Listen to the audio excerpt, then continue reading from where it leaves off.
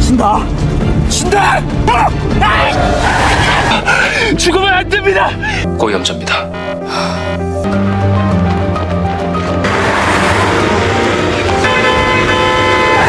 기름이 조용히 가봐.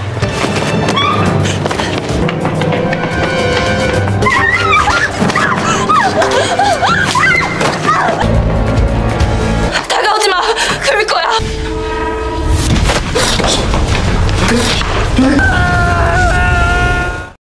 Hai guys, kali ini saya akan melanjutkan part 3 drama Tomorrow yang dirilis tahun 2022. Sebelum dimulai, subscribe dulu, like dan komen ya agar channel ini bisa lebih berkembang. Untuk yang belum nonton part 1 dan 2, linknya di deskripsi ya. Bagaimana kelanjutan ceritanya? Langsung aja kita mulai.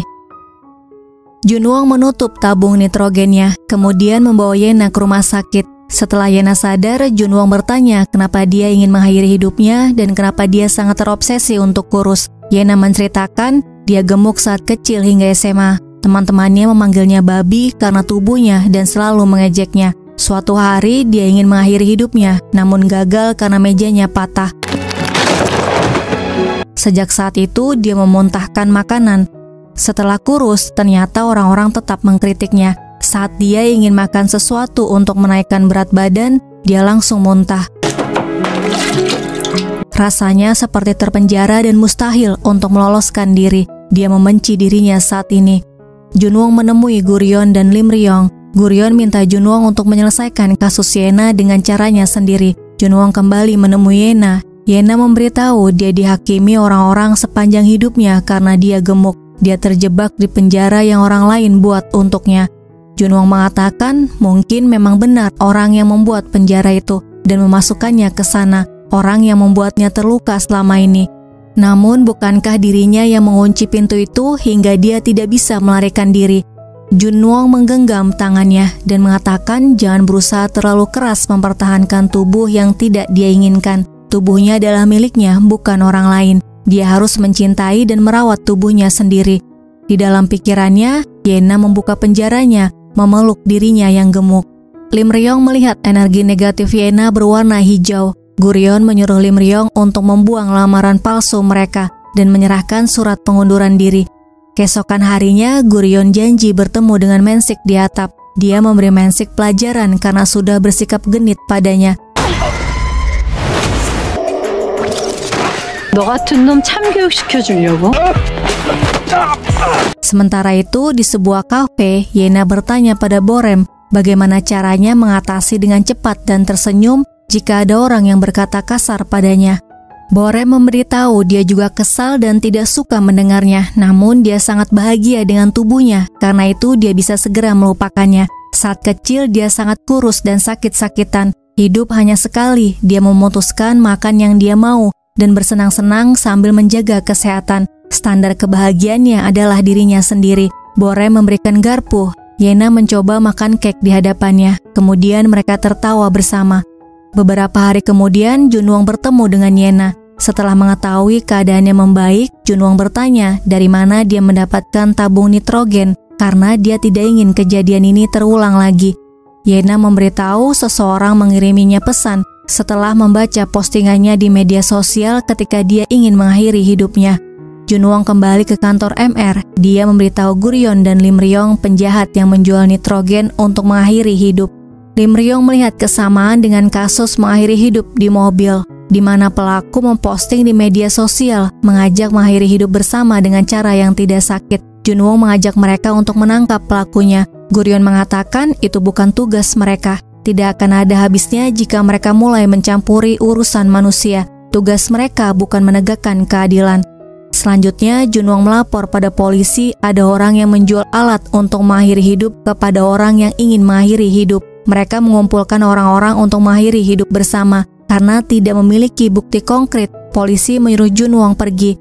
Junwon memutuskan untuk menemukan pelakunya sendiri. Dia memposting di media sosial seakan-akan ingin mengakhiri hidup. Seseorang bernama Malaikat Maut mengirim pesan padanya untuk bergabung ke dalam komunitas mereka. Junwon bergabung dengan komunitas itu dengan nama Jumadeng. Malaikat maut menunjukkan video caranya mengakhiri hidup dengan cara yang tidak sakit, tenang, dan bersih. Kemudian malaikat maut merencanakan mengakhiri hidup bersama-sama. Junwong setuju untuk ikut bersama dengan mereka.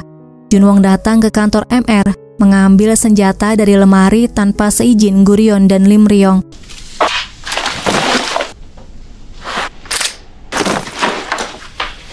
Junwong datang ke sebuah bangunan kosong. Di sana Junwong memperkenalkan dirinya sebagai Jumadeng. Yang lainnya bernama Pria Pemalu, Matahari Terbenam, dan Salam Terakhir. Mereka kemudian minum bersama sambil memberitahu alasan masing-masing kenapa ingin mengakhiri hidup. Junwong izin untuk ke toilet di lantai 2. Dari atas, Junwong melihat seorang pria datang kemudian turun ke bawah. Memberitahu mereka harus keluar karena malaikat maut datang. Dia adalah penjahat yang memanfaatkan mereka demi uang. Nantinya hanya dia yang hidup. Kemudian dia mencari lagi orang yang ingin mengakhiri hidup. Junwong membujuk dan meminta mereka untuk menghargai hidup mereka. Matahari Terbenam dan Salam Terakhir setuju untuk pergi. Junwong memohon terus agar Pria Pemalu keluar dari tempat itu. Malaikat maut masuk membawa tabung nitrogen. Junwong mengambil senjata memberikannya pada Pria Pemalu, kemudian menyerang malaikat maut. Dia berhasil mengalahkannya.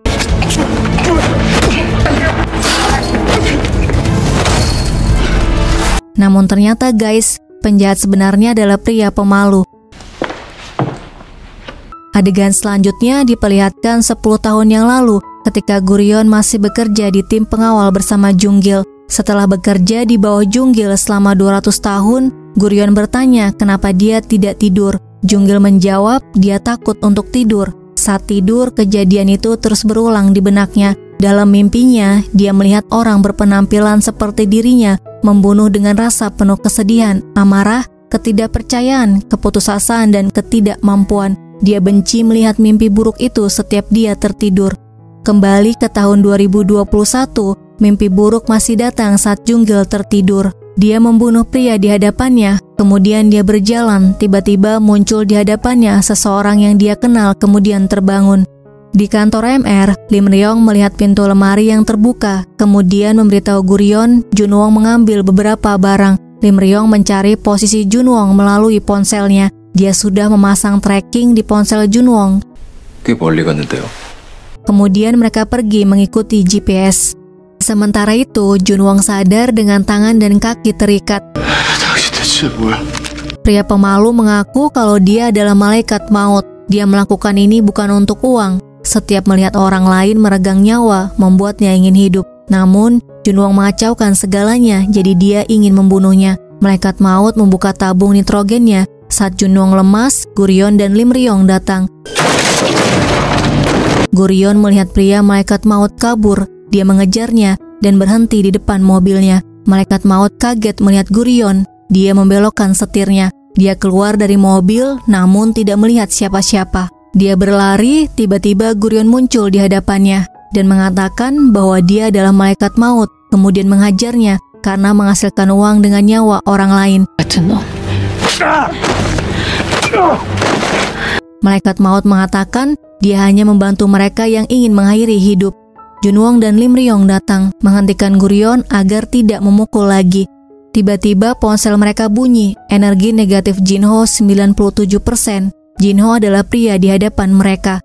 Kasus mereka selanjutnya adalah menyelamatkan Jinho. Gurion mengatakan meski kasus mereka adalah menyelamatkan seorang penjahat, tugas mereka menghentikannya jika dia mau mengakhiri hidupnya. Junwong tidak mau menyelamatkannya karena dia mencoba untuk membunuh orang dan dirinya. Jinho minum racun, dia ingin semuanya berakhir. Lim Ryong menyuruh Junwong memanggil ambulans. Namun Junwong tidak mau.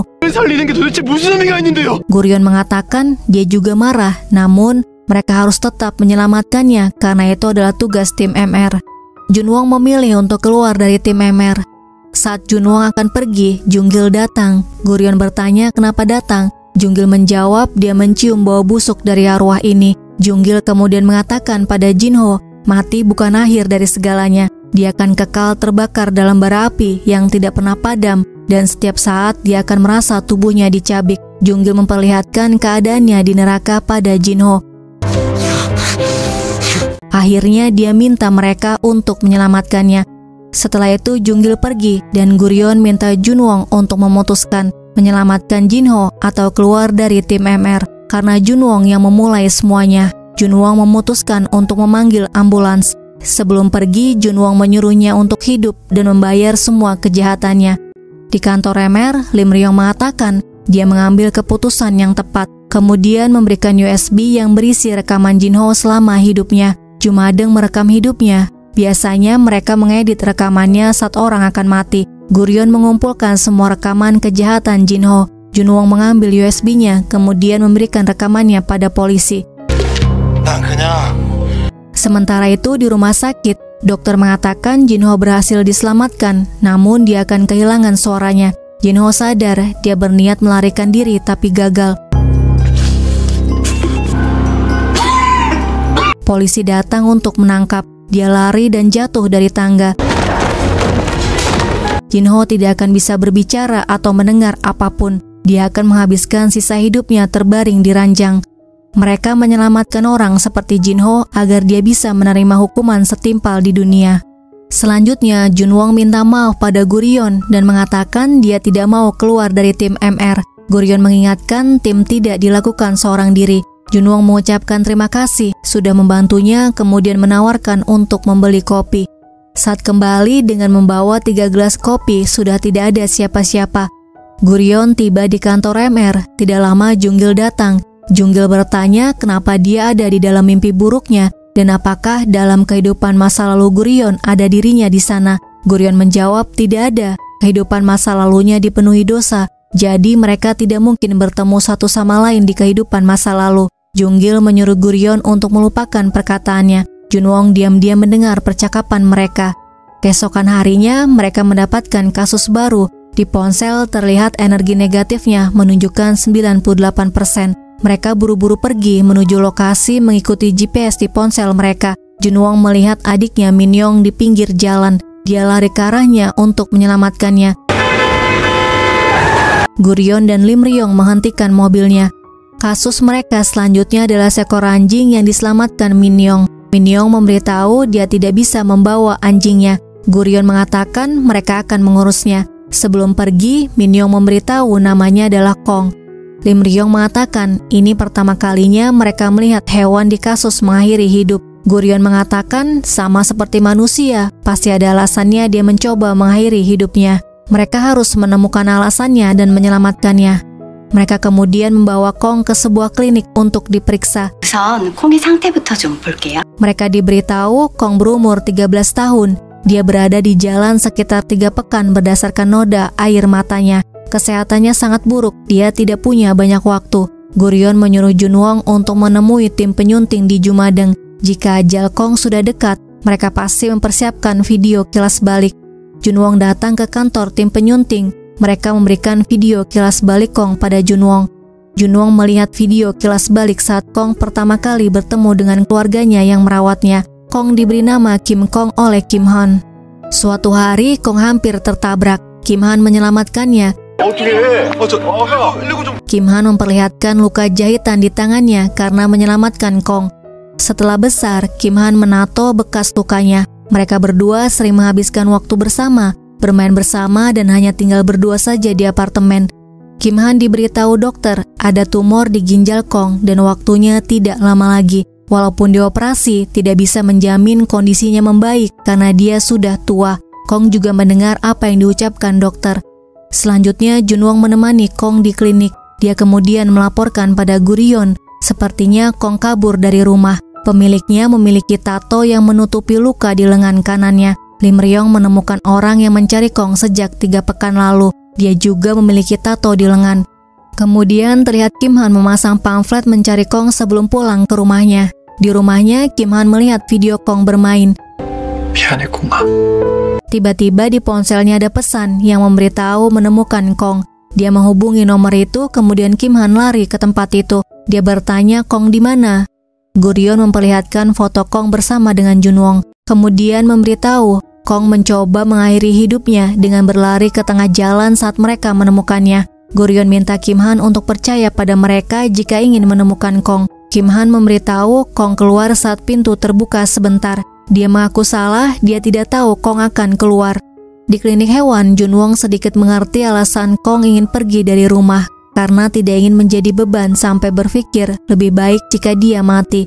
Kembali ke Kim Han, dia memberitahu Guryeon baginya Kong bukan sekedar anjing. Kong adalah keluarganya. Dia memohon agar Guryeon mempertemukannya dengan Kong. Guryeon memberitahu Kong, Kim Han mencarinya mati-matian. Junwon mengatakan meninggalkan rumah adalah pilihan Kong. Jika mereka membiarkan Kim Han melihat Kong, bagaimana perasaan Kong? Lim Ryong memberitahu Junwon, jika Kong mati seperti ini, Kim Han akan merindukannya dan hidup penuh penyesalan karena tidak bisa melindunginya.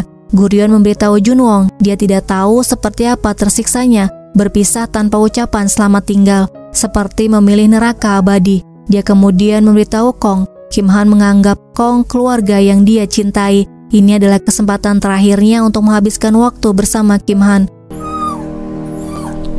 Guryeon membawa Kong menemui Kim Han. Kim Han minta maaf pada Kong dan bertanya kenapa mencoba mengakhiri hidup.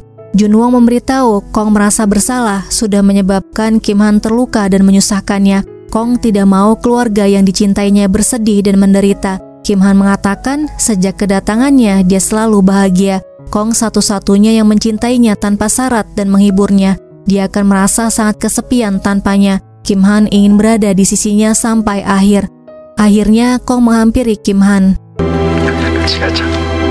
Tiba-tiba datang tim pengawal untuk menjemput arwah Kong. Lim Ryong minta Kong diberi waktu 1,5 jam lagi. Dia setuju memberi waktu 1,5 jam untuk Kong setelah diberi minuman oleh Junwon. Guryeon memberitahu mereka tidak memiliki banyak waktu. Mereka bisa menghabiskan saat-saat terakhir bersama. Junwon memberikan salnya pada Kong, sementara Lim Ryong memberikan jaketnya pada Kim Han. Kim Han kemudian mengajak Kong jalan-jalan. Guryeon melihat energi negatif Kong 30%. Kim Han duduk di taman mengingat masa lalunya bersama Kong. Dia mengucapkan terima kasih karena telah mencintainya dan selalu ada untuknya. Kong memejamkan matanya di pelukan Kim Han. Kemudian Kim Han mengucapkan selamat jalan. Keesokan harinya, Guryeon bertemu dengan Junggil di depan lift. Guryeon teringat masa lalunya bersama Junggil, kemudian menemui direktur untuk bertanya kenapa Junggil berusaha untuk mengingatnya, padahal sebelumnya direktur bilang Junggil hanya memiliki wajah yang sama, tapi orang yang berbeda. Junggil seharusnya tidak mengenalnya. Direktur tidak mau menjawabnya. Hari selanjutnya, mereka menangani 2 kasus baru, Cha Yun-jae dan Cha Yuni. Mereka adalah saudara kembar. Saat Lim Ryong mengambil minuman, Guryeon memberitahu kasus kali ini hal yang sensitif bagi Lim Ryong, yaitu kekerasan seksual. Dia minta Junwon untuk menjaga Lim Ryong. Guryeon memperlihatkan video Yuni, kemudian memberitahu pelakunya divonis 2 tahun penjara. Orang tua Yuni mengajukan banding. Guryeon akan menangani Yuni sementara Lim Ryong dan Junwon akan menemui Yoon-jae.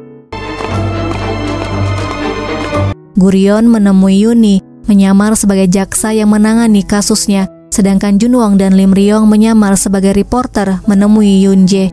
Yoon-jae menceritakan semua adalah salahnya. Selama kuliah, mereka tinggal berdua di apartemen. Suatu malam, Yoon-jae pergi minum bersama dengan temannya. Begitu juga dengan Yuni, mereka minum di meja yang berbeda. Saat Yuni akan pulang, dia minta pada Yoon-jae untuk pulang bersama karena dia takut pulang sendiri. Yoon-jae menyuruhnya pulang sendiri naik taksi. Selama berjalan kaki, dia mengirim pesan pada teman-temannya. Tiba-tiba seorang pria bernama Tak Namil merangkul bahunya. Namil menyuruhnya jalan terus jika tidak ingin mati. Yuni mendorong Namil kemudian lari, namun Namil berhasil menangkapnya.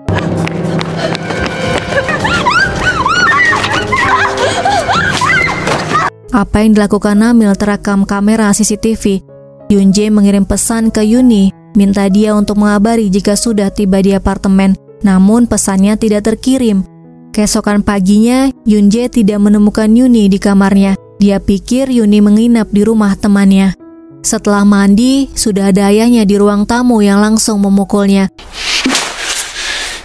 Yoon-jae datang ke rumah sakit. Dia bertanya siapa yang melakukannya. Yuni tidak mau orang tahu apa yang terjadi pada dirinya. Yoon-jae mengatakan mereka harus menangkap pelakunya. Kemudian menyalahkan Yuni karena pulang terlalu malam dan banyak minum. Yuni menyalahkan Yoon-jae karena membiarkannya pulang sendiri. Jika mereka pulang bersama, hal seperti ini tidak akan terjadi. Tiba-tiba Yuni berhalusinasi. Di hadapannya adalah pelaku yang memperkosanya. Namil membawanya ke tempat sepi, kemudian memukulinya. Yuni memohon agar tidak dibunuh. Setelah memperkosanya, Namil menyuruh Yuni menutup mata dan keluar setelah berhitung sampai 1000. Namil mengambil KTP Yuni. Jika Yuni melapor pada polisi, dia akan mendatanginya.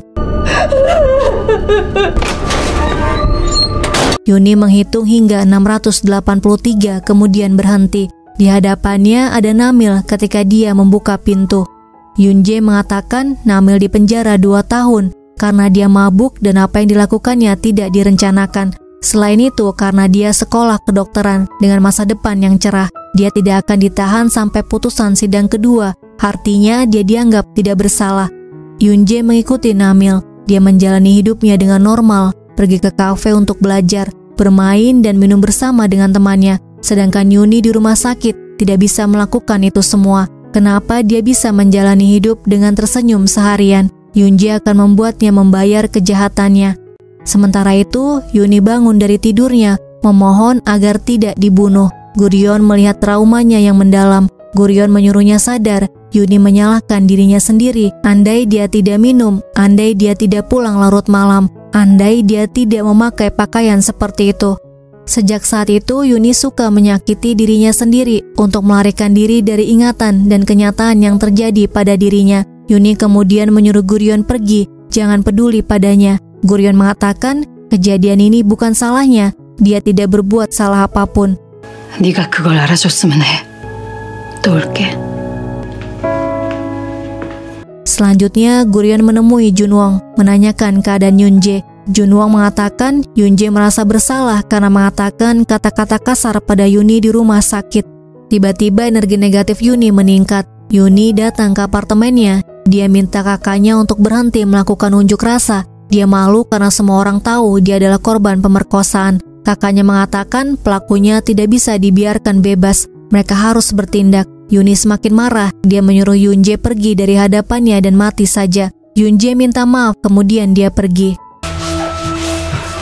Sementara itu, Gurion tidak menemukan Yuni di rumah sakit. Mereka datang tepat pada waktunya sebelum Yuni mengakhiri hidupnya. Yuni menyuruh mereka pergi. Junwong melihat energi negatif Yunje meningkat. Mereka berdua pergi mencari Yunje.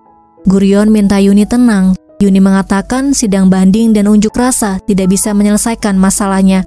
Gurion memberitahu menyayat hanya akan membuatnya sakit. Manusia tidak mati semudah itu. Gurion memperlihatkan bekas luka di tangannya. Di masa lalu Gurion, dia mengakhiri hidupnya sendiri. Saat melukai pergelangan tangan, darah panas mengalir dari lukanya. Dia bisa merasakan jantungnya berdetak kencang. Dia merasa tidak ada yang tersisa untuknya di dunia. Namun saat itu, dia menyadari penyesalan yang bersembunyi di balik rasa sakit itu. Sejak saat itu, dia hidup dalam penyesalan untuk waktu yang sangat lama. Gurion minta Yuni untuk hidup, kemudian memeluknya. Yuni mengaku dia ingin tetap hidup. Lim Ryong datang ke apartemen Namil. Dia sedang melihat berita Yunje yang berunjuk rasa sambil makan ayam goreng dan tertawa. Saat Junwong tiba di apartemen itu, Lim Ryong sedang memukul Namil. Dan Yunje hanya diam melihatnya. Junwong mencoba menghentikannya. Yunje menghalanginya dan membawanya keluar. Junwong mengatakan masalahnya tidak bisa diselesaikan dengan cara seperti ini. Dia minta Yunje untuk memikirkan Yuni yang berjuang sendirian. Tetaplah di sisinya daripada dia melakukan unjuk rasa dan balas dendam. Junwong menyuruh Yunje untuk menemui Yuni. Setelah itu dia masuk ke dalam, menahan Lim Ryong agar tidak memukul lagi. Gurion datang menghentikan Lim Ryong. 네가 할 일이 아니야. Dia menamparnya dan menyuruhnya untuk menguatkan diri. Pelaku seperti dia harus dihukum setimpal. Setelah Lim Ryong pergi, Namil menyalahkan Yuni karena berpakaian seperti itu dan minum. Sengaja ingin menggoda dan membangkitkan gairah pria. Dia tidak mau disalahkan, kemudian mengatakan Gurion cantik, secantik wanita jalang itu. 진짜 난 안 되겠다. Beberapa hari kemudian, sidang banding Yuni berlangsung. Gurion menjadi jaksanya. Dia mengatakan tidak ada alasan untuk membenarkan suatu kejahatan, meskipun dia berusia 20 tahun dan mahasiswa kedokteran dengan masa depan cerah. Jika anak mereka menjadi korban, apakah mereka masih bisa membela pelaku? Pemerkosaan adalah pembunuhan jiwa. Apapun alasannya, terdakwa harus dihukum dan diadili sebagai penjahat. Gurion menuntut Namil sebagai terdakwa pembunuhan dihukum 10.024 tahun penjara dari total 138 video dan 9.826 komentar buruk di internet mengenai kasus ini dikalikan 1 tahun. Setelah sidang, Yuni mengucapkan terima kasih pada Yoonjae karena sudah meyakinkannya untuk datang ke sidang banding. Yoonjae mengucapkan terima kasih karena Yuni telah berjuang dan bertahan. Mereka kemudian saling minta maaf. 내가 네 옆에 함께 있을게. Adegan selanjutnya, Tak Namil dalam perjalanan menuju penjara. Dia dihukum penjara 15 tahun. Tiba-tiba Junggil muncul. Petugasnya turun memeriksa. Namun tidak ada siapa-siapa, kemudian mereka mencarinya. Lampu di dalam bis berkedip. Junggil masuk ke dalam bis. Dia menyebutkan nama dan tanggal lahir Tak Namil. Kemudian mengatakan arwah ini sudah diambil. Junggil memberitahu dia akan mati karena serangan jantung 10 menit lagi. Kemudian bertanya apakah dia tidak keberatan jika diganti cara matinya. Junggil tidak ingin membiarkan manusia seperti dia mati dengan mudah. Tak Namil minta tolong diselamatkan. Junggil mengatakan satu persatu bagian tubuhnya akan ditelan api neraka, kemudian meninggalkannya. Beberapa hari kemudian, Junwon melihat pengumuman tindakan indisipliner malaikat maut yang dilakukan Lim Ryong. Junwon kemudian bertanya pada Gurion, apakah dia mendengar rumor tentang Lim Ryong membunuh lebih dari 2 orang di kehidupan sebelumnya. Gurion memberitahu tepatnya dia membunuh 4 orang. Selanjutnya, Lim Ryong mengajukan surat pengunduran diri dari tim MR. Dia minta maaf dan merasa bersalah karena penyerangan yang dilakukan dirinya pada Namil membuat Gurion dan Junwon ikut-ikutan dikecam. Gurion mengatakan dia sudah biasa dicela dan tidak peduli dengan hal itu. Junwon minta jangan pergi, namun Lim Ryong tetap pada keputusannya. Junwon kemudian bertanya pada Gurion, apakah dia benar-benar akan membiarkan Lim Ryong pergi. Gurion mengatakan dia tidak akan menghalangi orang yang pergi. Gurion kemudian memberitahu ibu Lim Ryong bernama Jeom Hong mengakhiri hidup setelah diperkosa beramai-ramai. Jeom Hong dan Lim Ryong, Gurion yang mengawalnya ke alam baka. Gurion menceritakan masa lalu Lim Ryong. Di masa lalu, Lim Ryong pulang dalam keadaan menangis. Dia menceritakan pada ibunya teman-temannya mengejek namanya. Ibunya memberitahu namanya dibuat oleh biksu terhormat. Artinya orang yang menyelamatkan banyak orang dari tempat tinggi. Lim Ryong melihat ibunya bisa menulis. Dia kemudian mengatakan ibunya tahu banyak hal dan mahir mengerjakan banyak hal. Di hari yang lainnya, dia pulang dengan wajah luka. Lim Ryong menceritakan pada ibunya, dia minta pada putra wakil menteri Kim yang lewat untuk mengajarinya membaca dan menulis. Karena hal itu, dia dipukuli. Ibunya memutuskan akan mulai mengajarinya membaca dan menulis. Setiap hari, Lim Ryong belajar membaca dan menulis dengan ibunya. Suatu malam, 3 preman datang. Mereka mencari Jeom Hong atas perintah gubernur. Mereka mengatakan gubernur selalu mengenang dan merindukan penampilannya saat minum. Jeom Hong teringat masa lalunya ketika menjadi giseng dan menemani gubernur minum. Gubernur ingin tidur dengannya, namun dia menolaknya karena mucikari hanya menugaskannya menuang minuman. Akhirnya Jeom Hong ikut bersama preman itu untuk menemui gubernur karena dia tidak ingin Lim Ryong mendengar percakapan mereka. Saat bertemu, gubernur mengatakan dia tidak bisa tidur nyenyak karena merindukannya. Dia minta Jeom Hong untuk melayaninya setiap malam, namun Jeom Hong menolaknya. Gubernur menawarkan merawat Lim Ryong sebagai anaknya. Sebagai ganti, Jeom Hong melayaninya. Dia memberi Jeom Hong waktu untuk berpikir.